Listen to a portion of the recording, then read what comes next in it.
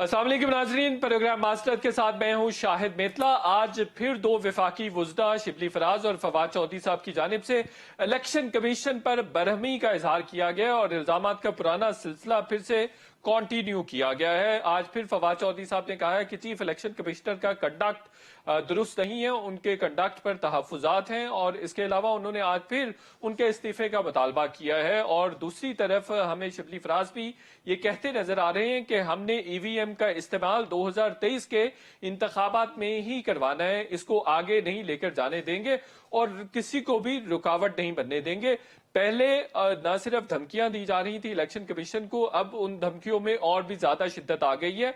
अब फवाद चौधरी साहब भी यही बात कर रहे हैं कि मैंने भी जो बात की है वो वफाकी काबीना की तर्जमानी की, वो मैंने हुकूमत की तर्जमानी की। ऐसा नहीं है कि मैंने इंडिविजुअल हैसियत में किसी किस्म की बात इलेक्शन कमीशन के हवाले से की है। उन्होंने ये भी कहा है कि चीफ इलेक्शन कमिश्नर अपोजिशन की जबान बोल रहे हैं और वो अपोजिशन की बात कर रहे हैं। इसके अलावा उन्होंने अपोजिशन पर भी इल्जामात एक तरह से लगाने की कोशिश की है। वो कह रहे हैं कि अपोजिशन नालायक बच्चों की तरह है जो सबक तो याद करती नहीं, इसी तरह से वो कौमी असम्बली में पार्लियामेंट में हुकूमत के साथ बैठने के लिए तैयार नहीं है।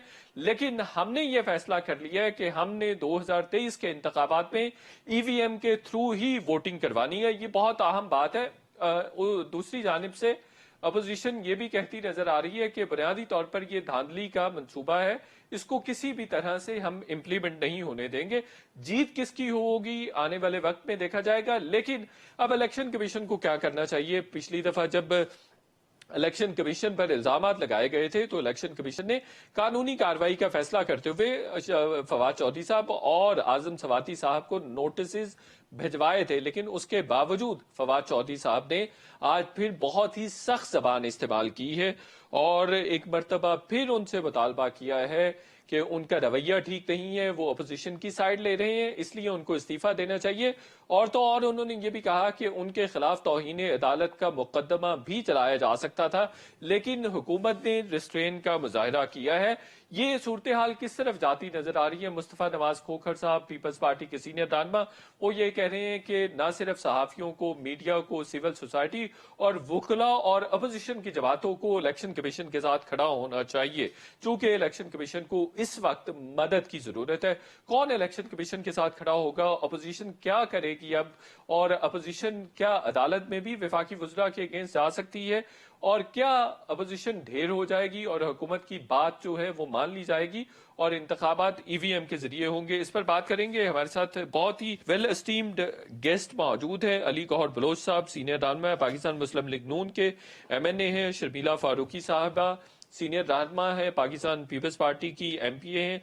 आलमगीर खान साहब MNA हैं, PTI के सीनियर रहनुमा है। और कुछ ही देर में हमें कंवर दिलशाद साहब भी ज्वाइन करेंगे। मैं आपसे शुरू करना चाहता हूं अली गौहर बलोच साहब। अपोजिशन की जबान बोल रहे हैं चीफ इलेक्शन कमिश्नर, ये इल्जाम लगा रहे हैं फवाद चौधरी साहब। क्या समझते हैं कि क्यों इस तरह से दबाव में लाने की कोशिश की जा रही है? इदारों पर हमला है ये? बिस्मिल्लाहिर्रहमानिर्रहीम। देखें शायद भाई, जो सूरत हाल है, जो मौजूदा हुकूमत है, आपको पता है कि जिस तरह से 2018 के इलेक्शन चुरा के इनको लाया गया, फिर जिस तरह से 2018 से इलेक्शन से पहले जिस तरह से JIT व्हाट्सएप पर बनी और फिर जिस तरह से RTS सिस्टम को लाया गया एक टेक्नोलॉजी का बहाना बना के, और फिर रात के 12 बजे वो RTS सिस्टम बिठा दिया गया और रात के 12 बजे तारीकी में पाकिस्तान की आवाम के वोट के ऊपर शब खून मारा गया, जिसकी वजह से ये हुकूमत मौर्दे वजूद में आई। लेकिन इन 3 सालों में आपने देखा कि पाकिस्तान के जो हालात हैं वो मुआशी तौर पर और सियासी तौर पर इंतशार का शिकार भी हैं और इस वक्त तबाही के दहाने के ऊपर पहुंच चुके हैं।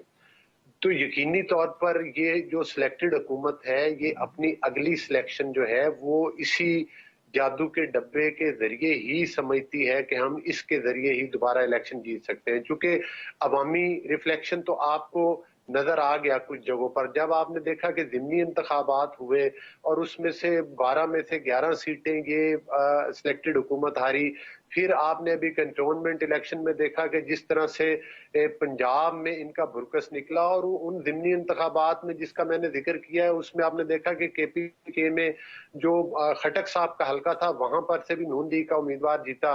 तो ये वो तमाम हालात हैं कि जब भी इन्होंने देखा है कि जब भी इन्होंने थोड़ा सा लेवल प्लेइंग फील्ड मिला है तो उस वक्त ये हुकूमत जो है वो जीरो पर नॉकआउट हुई। और आप ये कराची में वाडा साहब का हलका आपने देखा कि PTI वहां पर 6 नंबर पर आई है। आज इनके वुज़रा लाइन में खड़े होकर एक इदारे को नंगी गालियां दे रहे हैं और उसको ब्लैकमेल कर रहे हैं, जिस तरह से कि ये तो इनका पुराना वतीरा है कि जिस तरह से जजेस से अपनी मर्जी के फैसले करवाने के लिए उनकी वीडियोस बनाई जाती हैं, फिर जिस तरह से उनको धमकियां दी जाती हैं, फिर चेयरमैन नैब को आप देख लें कि जिस तरह से इन्होंने कंट्रोल, और अब अगले 4 साल के लिए भी ये उसको भी चेयरमैन बनाना चाहते हैं।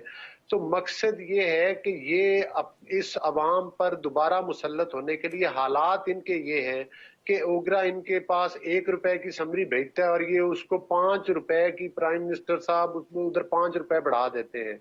आज महंगाई और करप्शन ये है कि जो हुकूमत के वज़रा हैं, जो इमरान खान की ATMs हैं, वो मतलब है कि वो कोई छुप के नहीं, वो सरेआम बड़े बड़े करप्शन के स्कैंडल्स आ रहे हैं। चाहे इधर कोरोना का फंड हो, उधर आपको अरबों रुपए के ऑडिट इतराजात नजर आएंगे। चाहे अली गौहर बलोच साहब, रिंग आपको रोड चीफ का इलेक्शन कमिश्नर के रवैये पे कोई तहफ्फुज़ात हैं बतौर पार्टी? देखिए, चीफ इलेक्शन कमीशन ने तो डस्का में असल में इनकी गालियां देने की वजूहात समझ में आती हैं, क्योंकि डस्का के इलेक्शन में इसी इलेक्शन कमीशन ने इनको रंगे हाथों वोट चोरी करते हुए पकड़ा। और उसके बाद ना सिर्फ इलेक्शन कमीशन ने बल्कि सुप्रीम कोर्ट ऑफ पाकिस्तान ने भी अपनी जजमेंट्स दी, जिसमें उन्होंने इनको सर्टिफाइड वोट चोर का खिताब दिया है। तो अब ये जाहिर है इस इदारे को भी चाहते हैं कि इनको भी ब्लैकमेल करके और इनमें बैठे हुए लोगों से भी अपनी मन मर्जी के फैसले करवाएं। बिल्कुल ठीक है। मैं दोबारा आता हूं जी आपकी तरफ। शर्मिला फारूकी साहिबा, अब PTI सिंगल आउट कर रही है चीफ इलेक्शन कमिश्नर साहब को। आपको उनकी सरगर्मियों के हवाले से कोई तहफ्फुज़ात हैं? हुकूमत कह रही है हमें उनके रवैये पर तहफ्फुज़ात है। जी शुक्रिया। देखिए, पहली बात तो ये है कि अनफॉर्चुनेटली PTI की हुकूमत ने हर इदारे से जो है एक महाजराई क्रिएट कर ली है, चाहे वो इलेक्शन कमीशन ऑफ पाकिस्तान हो, चाहे वो मीडिया हो, चाहे वो कोई भी इदारा हो जो आईनी तौर पे या लेजिस्लेटिव तौर पे, सिवाय नैब के इनको और कोई इदारा पसंद नहीं है। अब मसला क्या है? बात ये है कि इलेक्ट्रॉनिक वोटिंग मशीन का जो मामला है वो एक बड़ा संजीदा मामला है, और उसके ऊपर इलेक्शन कमीशन ऑफ पाकिस्तान जो कि मजाज है अगले इलेक्शन करवाने के हवाले से, जो इदारा है जिसकी जिम्मेदारी बनती है कि उन्होंने फ्री और फेयर इलेक्शन करने हैं, उनके 37 एतराजात सामने आए हैं। अब उन 37 एतराजात का जवाब देने की बजाय आगे से इनको गालियां पड़ती हैं। ये कहा जाता है कि जी हम जला देंगे, ये कहा जाता है कि आप चोर हैं, आपने रिश्वत ले ली है। तो ये तो मसले का हल नहीं है। किसी भी मुल्क के अंदर जहां पर EVM इंट्रोड्यूस हुआ था वहां पर वो स्टैगर्ड तरीके से हुआ था, स्टेज वाइज हुआ था। इस तरह नहीं हुआ था कि आप अचानक से किसी के सर पे ये मुसल्लत कर दें। अब इन तमाम एतराजात के जवाब देने की बजाय आगे से ये इनके वफाकी वज़रा उसको गालियां देते हैं। आप ये भी कर सकते हैं कि जी आप इसको फेज वाइज लें। आप एक छोटे इलेक्शन के अंदर आप इन EVM का इस्तेमाल करें और एक पायलट प्रोजेक्ट के तहत, और फिर फेज वाइज इसको इंट्रोड्यूस करें। बिल्कुल ठीक है। मुझे नहीं समझ आती कि ऐसी क्या उजलत है इस हुकूमत को कि जी वो करना चाहते हैं। बिल्कुल दुरुस्त बात कर रही है। मैं आलमगीर खान साहब से इसका जवाब ले लेता हूँ। खान साहब, क्यों आप मुसर हैं कि आपने EVM के थ्रू ही इंतखाबात करवाने हैं, और अब तो आप बाकायदा धोस धमकियों पर उतर आए हैं, क्यों? और देखिए, एक तो तारीख यह है कि जो इलेक्शन हुआ है उसमें इल्जामात लगे, जीतने वाली पार्टी पे इल्जाम लगाती, हारने वाली पार्टी पे इल्जाम लगाती। और ये जो अभी मोहतरम फरमा रहे थे, सिर्फ 2013 के इलेक्शन के हालत के वहां 4000 से ज्यादा पिटिशंस फाइल हुई थी इलेक्शंस के ऊपर। हम वो जमात थे जो कह रहे थे कि 4 हलके खोल दें। यही इलेक्शन कमीशन उस टाइम हमारी बात नहीं सुन रहा था। यही इलेक्शन कमीशन उस वक्त वजीर आजम के जेरे असर चल रहा था। 4 हलके नहीं खोल रहे थे ये लोग। और हर सियासी जमात ये कह रही थी कि ये धांधली शुदा इलेक्शन था। और आज भी देखें एक चीज ये कि या तो उसी निजाम में हम चलें जो चलता आ रहा है, या बदलाव की तरफ जाए, नए चीजों की तरफ जाए, एक्सेप्टेबिलिटी लाए। वरना ये जो अभी फरमा रहे थे कि जिमनी इलेक्शंस में फला जगह हार हुई, फला जगह जीत हुई, ओ भाई कश्मीर के इलेक्शंस का आप जिक्र नहीं कर रहे, गिलगित बल्तिस्तान के इलेक्शंस का जिक्र नहीं कर रहे, कैंटोनमेंट में सबसे ऊपर मेजॉरिटी पर पीटीआई इस वक्त खड़ी है, तो वो आप नहीं बता रहे जहां पीटीआई जीती है। तो दूसरी चीज ये कि आप एक चीज देखें, माजी की तरह इदारों पर असरअंदाज नहीं हुए वे, लोगों को नहीं, ये तो सब कह रहे हैं कि इदारों पर असरअंदाज होने की कोशिश है, मुसलसल उन पर दबाव बढ़ाया जा रहा है। एक इलेक्शन कमीशन ही मजाज है कि उसी ने इलेक्शंस कंडक्ट करवाने हैं, लेकिन बार बार उसको कहा जा रहा है कि हमारी बनी हुई मशीन के साथ आप इलेक्शन करवाएं, और जब रिसोर्स पासवर्ड मांगा जाता है वो भी आप इलेक्शन कमीशन को देने के लिए तैयार नहीं है। क्यों? मुझे ये बताएं, कोई इलेक्शन आपकी नजर में इनके इल्जामात से बचा है? अभी हाल ही में सेनेट का इलेक्शन हुआ, क्या इलेक्शन कमीशन कामयाब हुआ उसको धांधली से बचाने में? नहीं, वो तो आलमगीर खान साहब, वो तो सेनेट का जो हाउस है वो खुद से कंडक्ट करता है, इलेक्शन कमीशन नहीं करवाता उसको कंडक्ट। कमीशन मौजूद था, ये क्या बात है? इलेक्शन कमीशन का अमला आया हुआ था, वो कंडक्ट कराता है। और जब उनको एविडेंस दिए हैं, जो वीडियो के शवाहिद मौजूद हैं, जो ये खरीदो फरोख्त चल रही थी, हॉर्स ट्रेडिंग हो रही थी, कोई क्या एक्शन हुआ उस पे?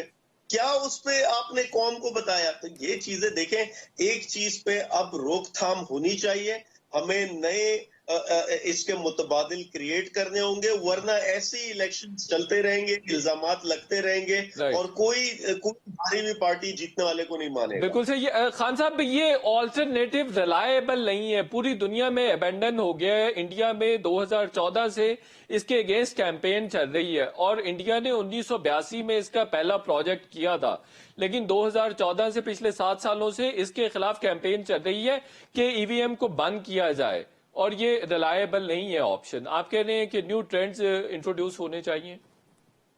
दुनिया भर में ये चीजें प्रैक्टिस हो रही हैं। आप 2-4 मिसालें यहाँ कोट कर दें तो मुझे बताएं, जो पर्ची पे वोट आता है उसकी मैं अगर 100 मिसालें आपको बता दूं, हमारे मुल्क में वहां ये कहते हैं एलपी डाल देते हैं मशीन में, या पर्ची वाले डब्बे में वो इंक डाल देते हैं, स्याही डाल देते हैं, डब्बे चुरा के ले जाते हैं, डब्बे जला देते हैं, वो किसी को नहीं नजर आ रहा। यानी ये कोई सेंस है इस चीज की कि हम टेक्नोलॉजी से दूर हो जाए, और इस वजह से कि वो फला जगह पे भाई आप तो आप बिल्कुल सही, ठीक हो गया, अपनी जिम्मेदारी ले रहे हैं, राइट। तो फिर आप चीफ इलेक्शन कमिश्नर साहब को सिंगल आउट क्यों कर रहे हैं? मुसलसल उनको ऑब्जेक्ट कर रहे हैं, मुसलसल उनको टारगेट कर रहे हैं एक हदफ के तौर पर। आप शायद मुतनाजा बनाने की कोशिश कर रहे हैं।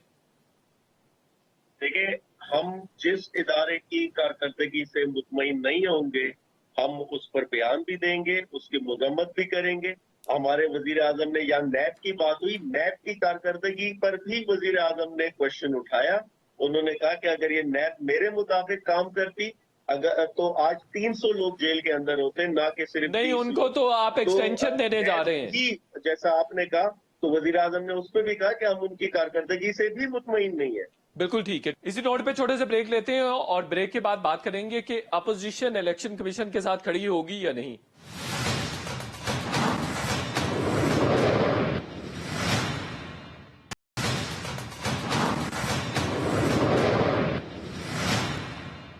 वेलकम बैक नाजरीन। अली गौहर बलोच साहब, शर्मिला फारूकी साहिबा, आलमगीर खान साहब हमारे साथ मौजूद हैं, और जो विफाकी काबीना के 2 वुज़रा की जानिब से आज प्रेस कॉन्फ्रेंस की गई है उस पर बात कर रहे हैं। अली गौहर बलोच साहब, अब हुकूमत ने तो अपना वर्डिक्ट दे दिया है, एक तरह से फैसला दे दिया है, अपना उन्होंने ज़ेन बता दिया है सारी कौम को, अपोजिशन की जमातों को भी, कि हमने 2023 के इंतखाबात ईवीएम के थ्रू ही करवाने हैं। दूसरी तरफ इलेक्शन कमीशन कह रहा है ये रिलायबल ऑप्शन नहीं है, बहुत सारी कॉम्प्लिकेशंस है। अपोजिशन क्या करेगी?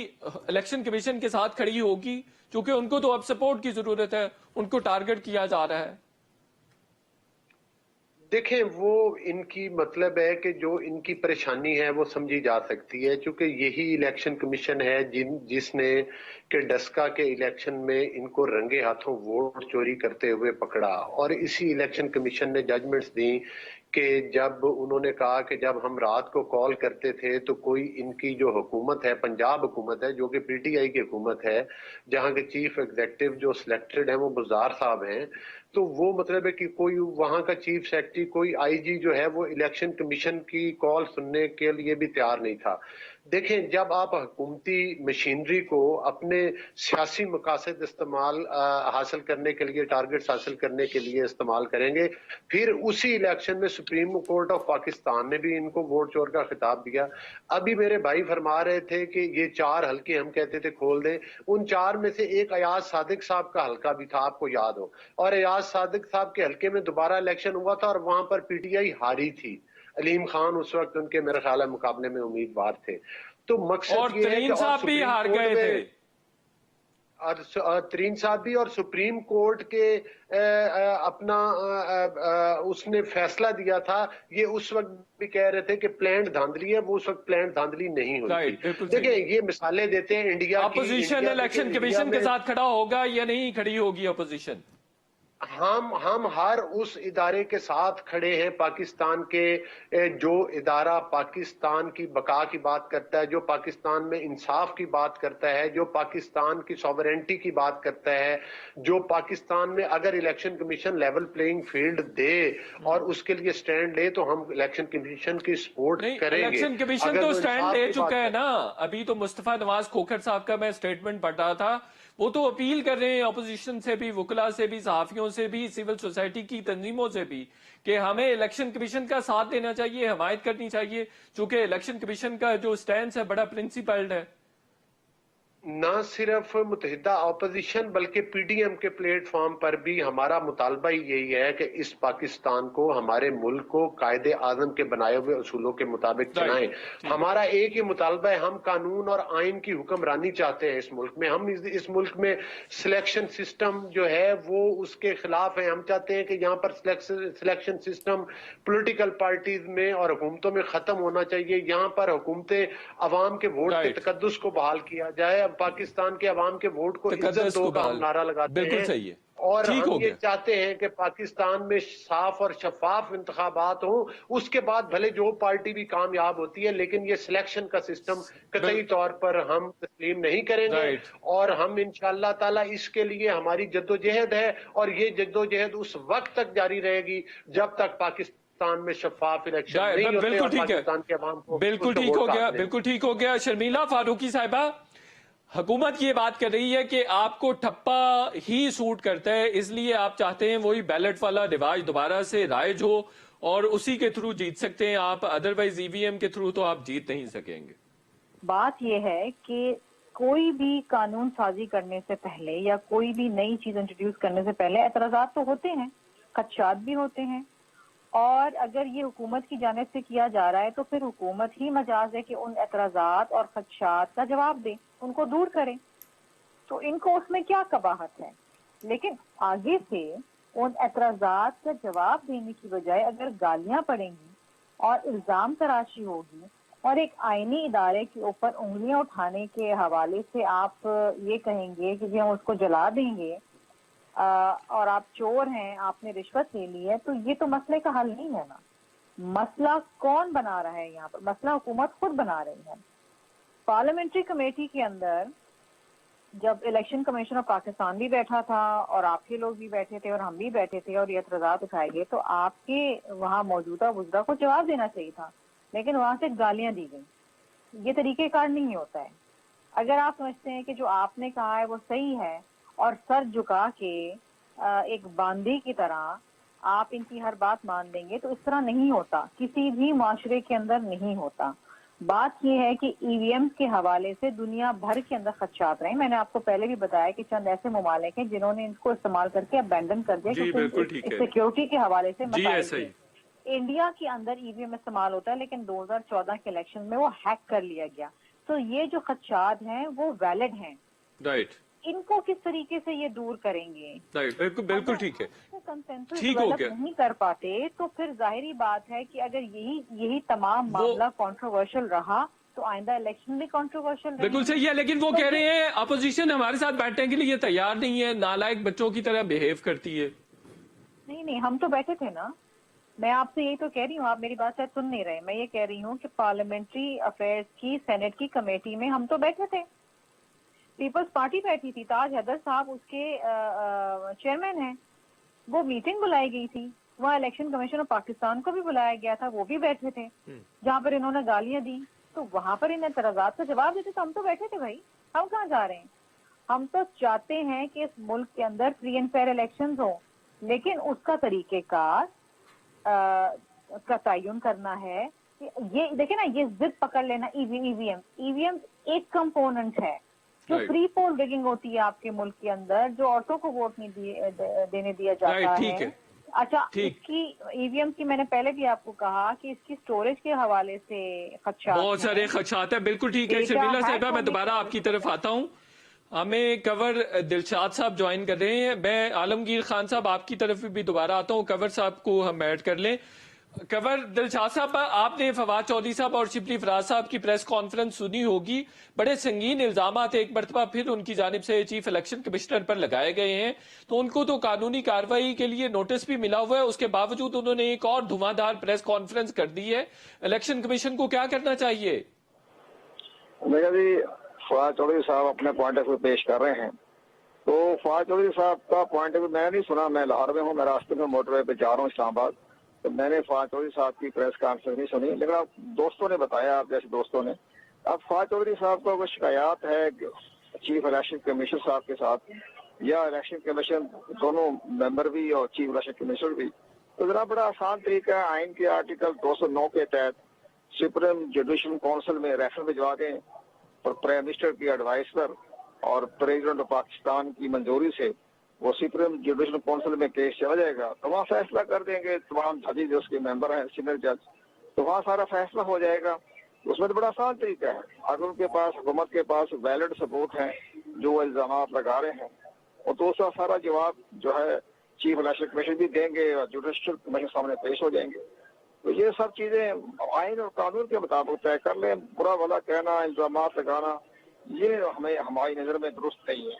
दूसरी बात यह है कि ठीक है, इलेक्ट्रॉनिक वोटिंग मशीन पर जो हुकूमत को इलेक्शन कमीशन ने अपने इतराज़ात दाखिल कराए हैं, वो बड़े तरीके से एक साइंस टेक्नोलॉजी के, नस्ट के जो बड़े बड़े इंटरनेशनल जो इसके मामले में माहिरीन हैं, उनके सामने मौजूदगी में कमेटी बनाकर और सारे इलेक्शन कमीशन पाकिस्तान के इतराज़ात, ख्वाहिशात, सिफारिशात, तजावीज़ जो भी है वो दूर हो सकती हैं। सिस्टम बड़ा अच्छा है, हम भी चाहते हैं कि खदशात दूर हो जाएं और ताकि इलेक्ट्रॉनिक वोटिंग मशीन के जरिए इंतखाबात हो जाएं।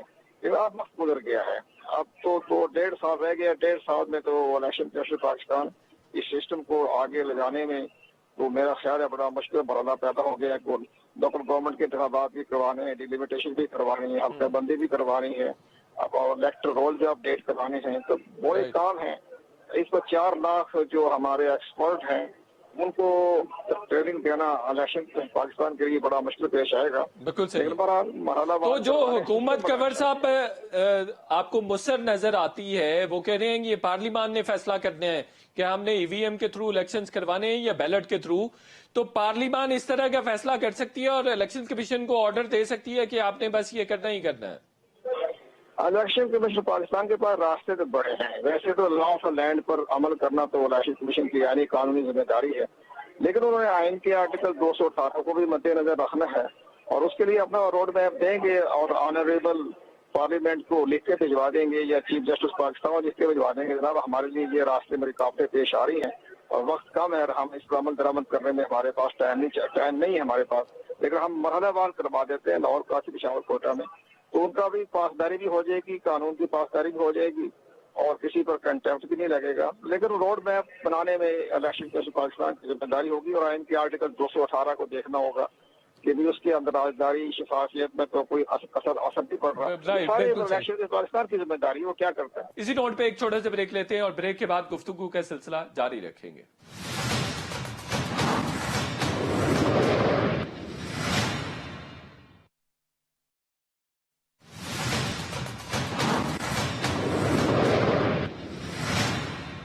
वेलकम बैक नाजरीन। आज फिर शिबली फराज और फवाद चौधरी साहब की जानिब से इलेक्शन कमीशन पर संगीन इल्जामात की बौछार की गई है। खबर दिलशाद साहब, जो बयानात हुकूमती वुज़रा की जानिब से आए हैं, इलेक्शन कमीशन को आग लगा देंगे, मुतनाज़ा है कंडक्ट, अपोजिशन की साइड लेता है, अपोजिशन की जबान बोलते हैं चीफ इलेक्शन कमिश्नर साहब, और इस तरह के दूसरे संगीन इल्जामात, इन पर आप समझते हैं कानूनी कार्रवाई होनी चाहिए हुकूमती वुज़रा के अगेंस्ट?